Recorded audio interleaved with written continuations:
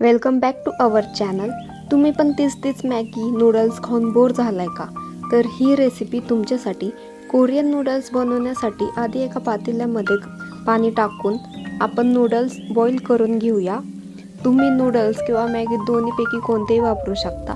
Noodles boil झाल्यानंतर एका बाउलमध्ये 1 चमचा लाल तिखट, 1 चमचा तीळ, अर्धा चमचा मीठ, 3-4 बारीक लसूण कळी, 1 चमचा सोया सॉस, अर्धा चमचा विनेगर, अर्धा चमचा अद्रक पेस्ट हे सर्व चांगले मिक्स करून घ्या। नंतर मॅगी मसाला ऑप्शनल आहे, पण टाकला तर अजून चव वाढेल। हे सगळं मिक्स करून घ्यायचे आहे। त्यानंतर आपण 2 चमचे गरम तेलाचे त्या पेस्टमध्ये टाकून घ्या।